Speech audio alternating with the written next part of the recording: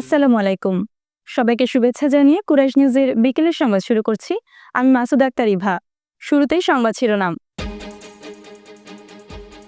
১৭ বছরের কারাদণ্ড থেকে খালাস লুৎফুজ্জামান বাবর। গণিতের নতুন তারিখ জানিয়ে এসএসসি পরীক্ষার রুটিনে পরিবর্তন। বরখাস্ত কর্মীদের পুনর্বহালে ট্রাম্প প্রশাসনকে আদালতের নির্দেশ। এবং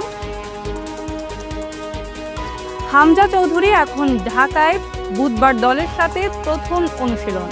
এবারে বিস্তারিত। শুরুতেই জাতীয় প্রসঙ্গ।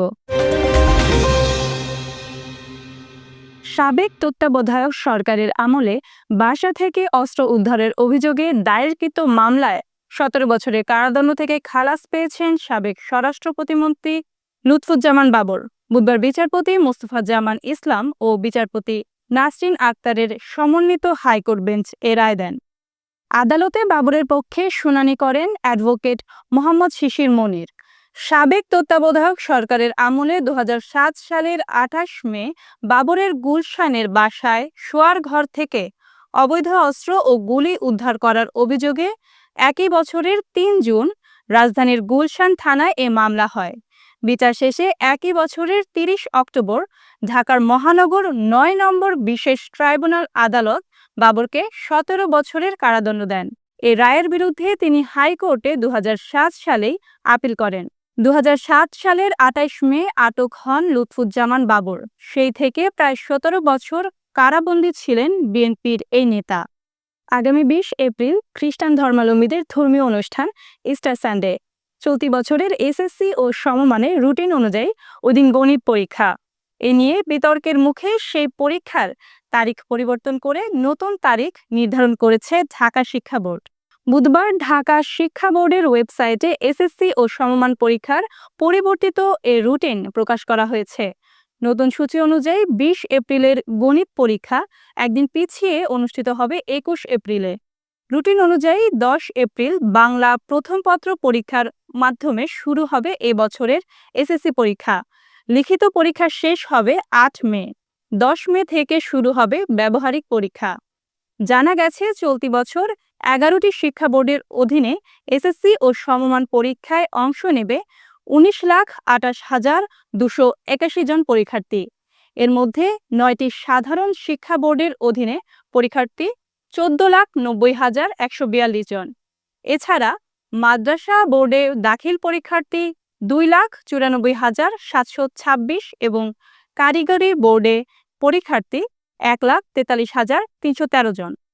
বাস ড্রাইভার একটি অবহেলিত ও করুণ পেশা, যারা আমাদের নির্বিঘ্নে শহর থেকে গ্রামের বাড়িতে বা গ্রাম থেকে শহরে আনয়নের ব্যবস্থা করেন। তারা কেমন আছেন জানার চেষ্টা করছেন রিপোর্টার জাকির হোসেন। আমরা গাড়ি চালাই ঠান্ডা মাথায়, আস্তে চালাইলে বলে যে যাত্রী বলে যে ভ্যান গাড়ি চালায়, জোরে চালাইলে হালা গাঁজা খেয়ে গেছে। আমরা যে কর্ম করি আমাদের কর্মের কোনো মা বাপ নাই। ওই দিন এক মুরব্বীর আমাদের বয়স্ক মহিলা, উনি সিজার করে আসছে পাও, তারপর ওনাকে আমাদের মামলা দিয়ে দিছে দোলাইপাড়া ৫,০০০ টাকা। যাত্রী নাই, যাত্রী অনুযায়ী তো টিপ মেরে লাভ নাই। এক টিপ মারলাম জানা হয়েছে ৪,০০০ টাকা, তেলের টাকায় নাই, ৪,০০০ টাকা তেলের টাকায় নাই। আমরা বেতন পাবো কোথা থেকে? দর্শক দেখছেন কুরাইশ নিউজ, সঙ্গে আছি আমি জাকির হোসেন। আজকে আমরা ভিন্ন ধরনের একটি প্রতিবেদন করব। সেটি যে আমরা নির্বিঘ্নে এবং নির্দ্বিধায় আমাদের গ্রামের বাড়িতে পৌঁছে যাই।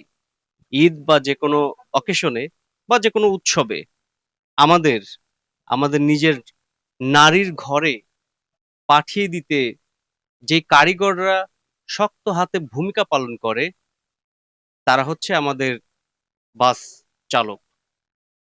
আমরা এমনই কিছু বাস চালকের সাথে আসলে কথা বলবো যে তাদের যে এই পেশায় আসলে কি সুযোগ সুবিধা বা অসুবিধা হয়, অথবা তাদের শারীরিক কোনো সমস্যা হয় কিনা, বা তাদের যে একটা ক্লান্তির বিষয় থাকে, এই ক্লান্তির বিষয় কতটুকু আসলে নিয়ে তারা এই পেশার সাথে যুক্ত আছে, এই বিষয়টি আজকে কুরাইশ নিউজের পর্দায় আপনাদের জানানোর চেষ্টা করব। চলুন দর্শক জেনে নেই।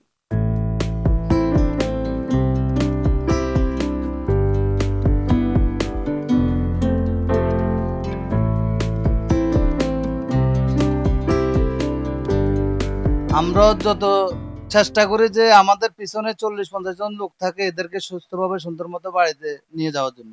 অনেকে দেখা গেছে আমরা গাড়ি চালাই ঠান্ডা মাথায়, আস্তে চালাইলে বলে যে, যাত্রী বলে যে ভ্যান গাড়ি চালায়, জোরে চালাইলে হালায় গাঁজা খেয়ে আছে।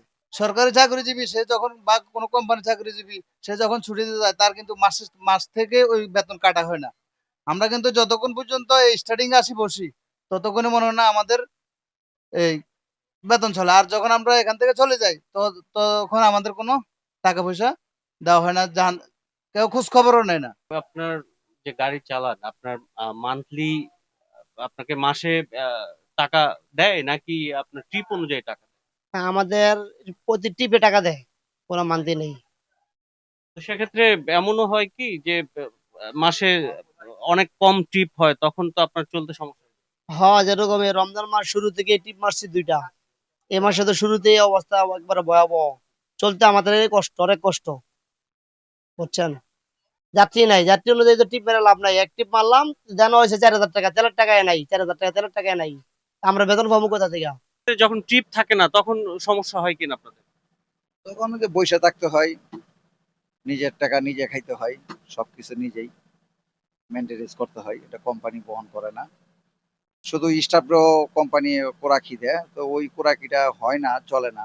স্টাফের কোরাকিটা একটু বাড়তি দিলে কোম্পানি স্টাফও ভালো থাকে, গাড়িও পরিশ্রম করে সবচেয়ে বেশি স্টাফরা, এগুলো মালিক পক্ষ দেখে না। দেখা গেছে আমার একটা জিনিস একটা লোকের হাত গেছে, তার 5 লাখ টাকা খরচ হয়েছে, কোম্পানির পক্ষ থেকে তারে 5000 টাকা দেওয়া হয়েছে বা শ্রমিক কমিটি থেকে তারে 5000 টাকা দেওয়া হয়েছে। তাহলে 5000 টাকা তো তার সমস্যার সমাধান না। তার তার তো জীবন শেষ, তার ফ্যামিলি কত কষ্ট করে চলতেছে, তার জায়গা জমি অর্থ সম্পদ বিক্রি করে সে তার চিকিৎসা চালাতেছে, কিন্তু এরপরে এই জিনিসটা আর কেউ দেখে না। ডাকাতের কোনো কার্যক্রম আমি এখনো পড়ি নাই। দেখা গেল মাঝে মধ্যে কিছু মলম পাটি করে দেয় যাত্রীরে, আপনার দেখা গেল জুস খাওয়া যাচ্ছে বা খাবার খাওয়া যাচ্ছে, খাবারের ভিতরে খাওয়াইয়া যাত্রীর টাকা মানি ব্যাগ নিয়ে যায়, মোবাইল নিয়ে যায়। এরকম আমার এই 2-4 মাসের ভিতরে 2জন পড়ছে। আমরা যা পাই বেতন শুক্রিয়া। একসময় বাজার ভালো, একসময় খারাপ, হ্যাঁ এটা বলা যায় না, কিন্তু যা পাই আমরা শুক্রিয়া, মালিক ঠকায় না, এর আশা করি আমরা যাই হিসাব করে দেই, মালিক মাইনা নেয়। আমার যাত্রাবাড়ি ড্যাম রোডের সার্জন সিকেল দিছে, আমি খারাই আছি, আরে সার্জন বলতেছে কাগজ দাও, কাগজ দেখে 5000 টাকা মামলা। ছোট্ট একটা মামলা দিয়ে দিছি, কোনো কথায় মানে কথা তো শোনো না, কোনো অজুহাত শোনো না, কারোর সাথে কোনো কথাও বলে না। কিন্তু মানুষ যাত্রী হিসেবে যারা উঠে গাড়িতে 500 টাকা টিকিট দিয়ে তারা আমাদের সাথে অনেক রাব ভাষা ব্যবহার করে। দেখা গেছে জ্যামের ভিতরে বসে রয়েছি ভাই, সবাই দেখে জ্যামের ভিতরে বসে রয়েছি, এখানেও মনে করে না যাত্রী আসে বলে, এ বেটা কি চালাস, তোর ডাইনের গাড়ি আগে গেছে গা, বামের গাড়ি আগে গেছে গা, তুই কি চালাইতে আসস, তুই লোকাল গাড়ি চালাস নি, কি চালাস। বাস চালক বিষয়টা একটি সম্মানজনক পেশা, কিন্তু এই সম্মানজনক পেশাকেও অনেক সময় অসম্মান করে থাকি আমরা যাত্রীরা অনেকেই। বাস চালকরা তাদের প্রাপ্য সম্মানটুকু চায় তাদের নিরাপত্তা, চায় তাদের সুযোগ সুবিধা। তাদেরও সন্তান আছে, তাদেরও পরিবার আছে, তারাও পরিবারকে চালাতে চায় সুন্দরভাবে। তাদের সুযোগ সুবিধার বিষয়ে সরকার এবং বাস মালিক কর্তৃপক্ষ অবশ্যই সুনজর আনবেন, এমনটাই প্রত্যাশা সবার। Zakir Hossain, Kurash news, Dhaka. এবার জেলার সংবাদ। দেশের মানুষের জন্য ট্রেন এখনো একটি স্বস্তির বাহন, তবে ট্রেনের টিকিট পাওয়া যেন সোনার হরিণ। তাই যাত্রীরা এখনো অনৈতিক পথ অবলম্বন করে একটি টিকিট প্রাপ্তির জন্য। অন্যদিকে এরই সুযোগে কিছু সুযোগ সন্ধানী লোক জড়িয়ে পড়েছে টিকিট কালোবাজারির সঙ্গে। বদলেছে জাতপাত গোত্র, বদলেছে সচেতনতায় বদলে যাওয়া মানুষের গল্প, কিন্তু এখনো বদলায়নি টিকিট কালোবাজারির পায়তারা। আলামিন রাবির ক্যামেরায় বিস্তারিত জানাচ্ছেন আবু তাহের নয়ন।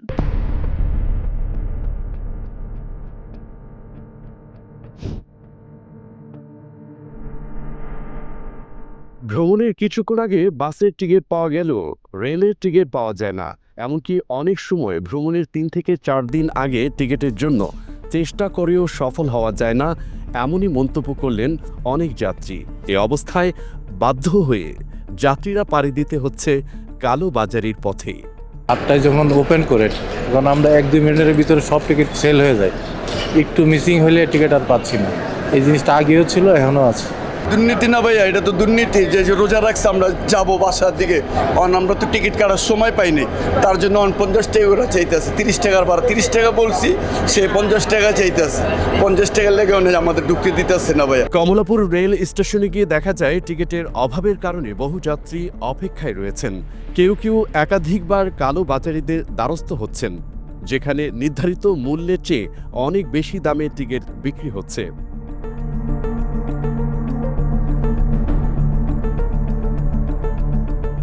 এ অবস্থায় শুধু যাত্রীদের জন্যই নয়, রেলওয়ে কর্তৃপক্ষের জন্য চিন্তার বিষয় হয়ে দাঁড়িয়েছে।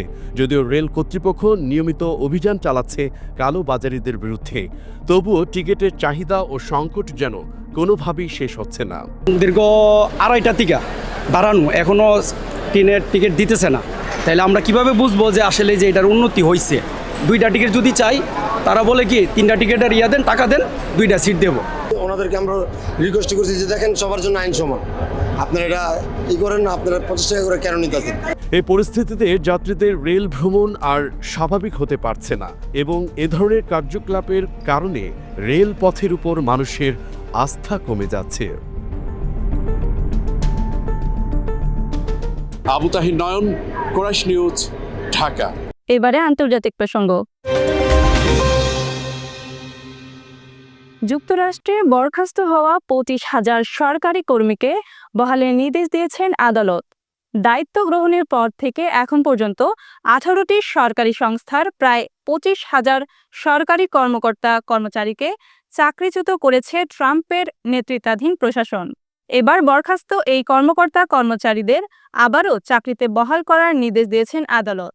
যুক্তরাষ্ট্রের মেরিল্যান্ড অঙ্গরাজ্যের রাজধানী বাল্টিমোরের ফেডারেল আদালত এ রায় দিয়েছেন।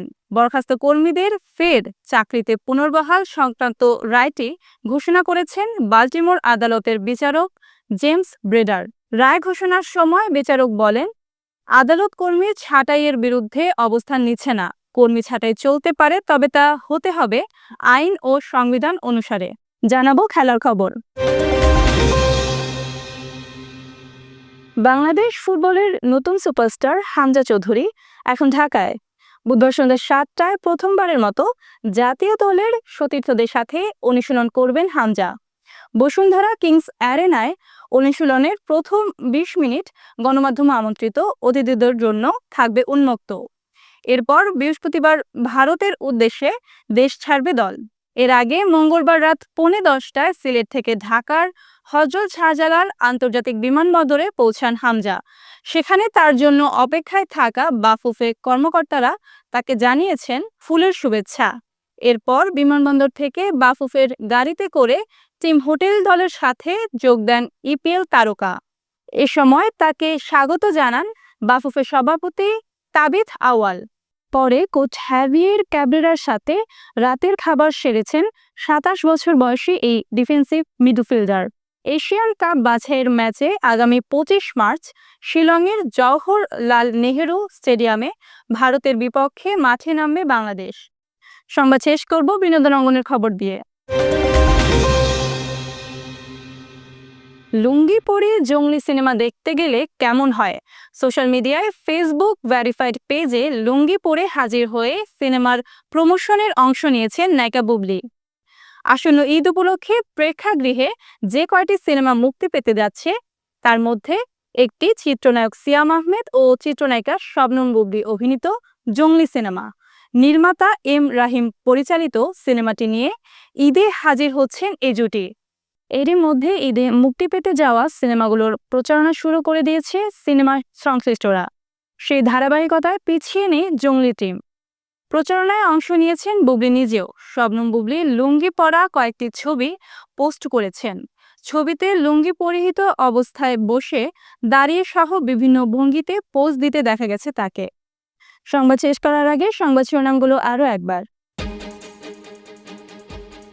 17 বছরের কারাদণ্ড থেকে খালাস লুৎফুজ্জামান বাবর। গণিতের নতুন তারিখ জানিয়ে এসএসসি পরীক্ষার রুটিনে পরিবর্তন। বরখাস্ত কর্মীদের পুনর্বহালে ট্রাম্প প্রশাসনকে আদালতের নির্দেশ। এবং হামজা চৌধুরী এখন ঢাকায় বুধবার দলের সাথে প্রথম অনুশীলন। দর্শক, এতক্ষণ সাথে থাকার জন্য ধন্যবাদ। সবশেষ সংবাদ দেখতে চোখ রাখুন কুরাইশ নিউজের পর্দায় অথবা ভিজিট করুন www.kurashnews.com। কুরাইশ নিউজের পরবর্তী সংবাদ দেখার আমন্ত্রণ জানিয়ে আপনাদের কাছ থেকে এখনকার মতো আমি মাসুদ আক্তার ইভা বিদায় নিচ্ছি। আল্লাহ হাফেজ।